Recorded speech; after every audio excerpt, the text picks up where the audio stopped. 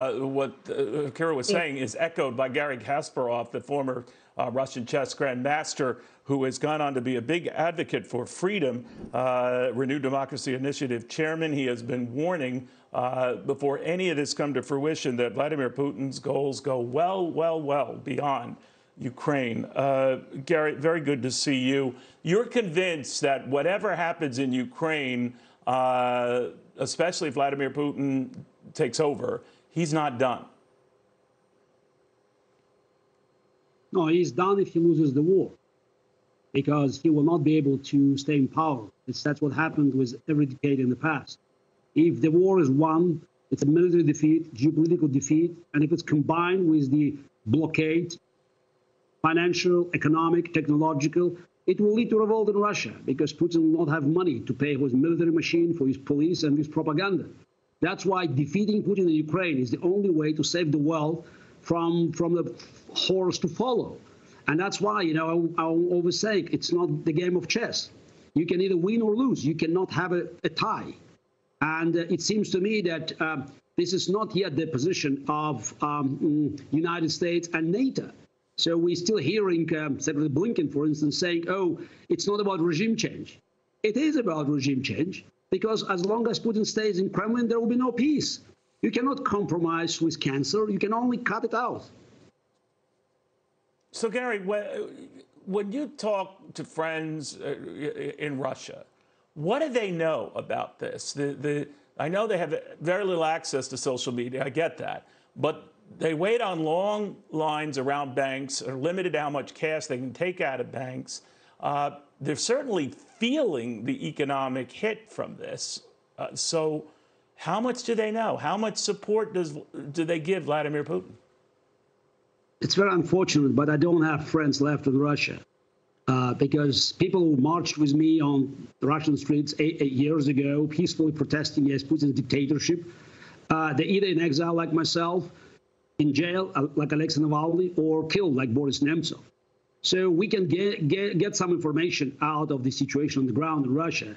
But it's very dire, because Putin closed almost every hole that could be used to bring a true picture of what's happening in Ukraine. And now, by the new law stamped by puppet parliament in Russia, if you protest against the war, so 3 years in jail. If you are trying to tell the truth about Russian losses in Ukraine, you can earn 15 years behind bars. So Russia is now closed in this information bubble. And there are rumors, and I would take them seriously, that in a few days, Putin can take Russia away from global internet and just to use the local network that they have been testing for a few previous years. Garry, there are a lot of people wonder how it is that Putin is surviving these sanctions and hits. And I know we've talked in the past about he's been planning for this day and years to get ready for this day.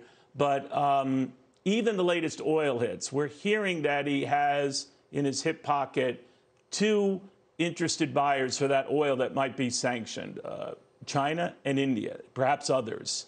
Is that enough to sustain him?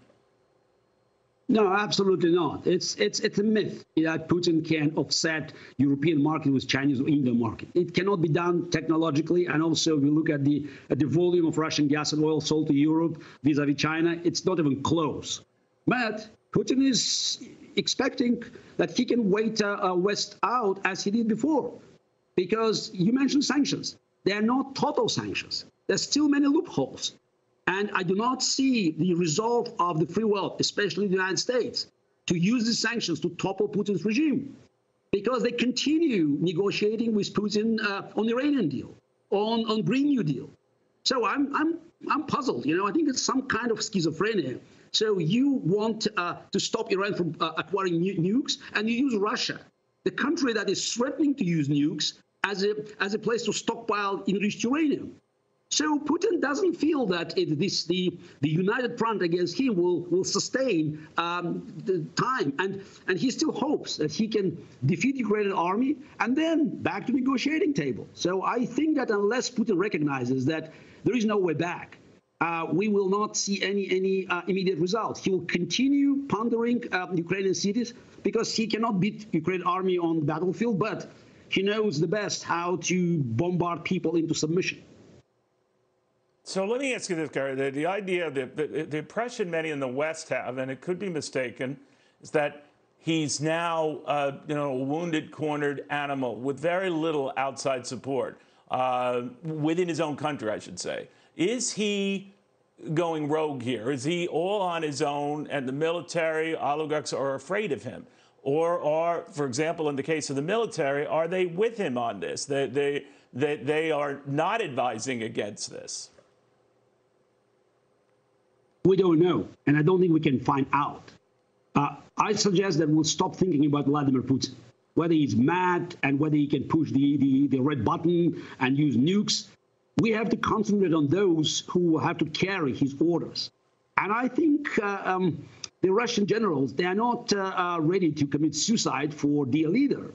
And I wonder that if no-fly zone is imposed, there will be many kamikaze in Russian Air Force that will be willing to continue their murderous sorties if they know they'll meet NATO Air Force and will be most likely shut down.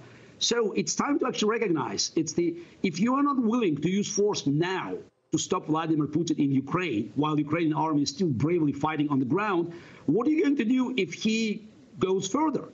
Because when President Biden says, oh, we'll fight for every inch of NATO territory, I don't believe him. Lithuanians, Poles don't believe him. But most important, Vladimir Putin doesn't believe him. Because this administration had 6 months at least after from the first meeting with Vladimir Putin in Geneva, actually more now, 8 months, to help Ukraine, and they failed it. And Vladimir Putin decided that he could go full Monty, and he's still not seeing the very clear standing from Ukraine. Garry Kasparov, thank you very, very much. It's an insight we needed to hear from a fellow who knows what's really going on, and the sentiment of when Vladimir Putin determined to change the world and turn it upside down.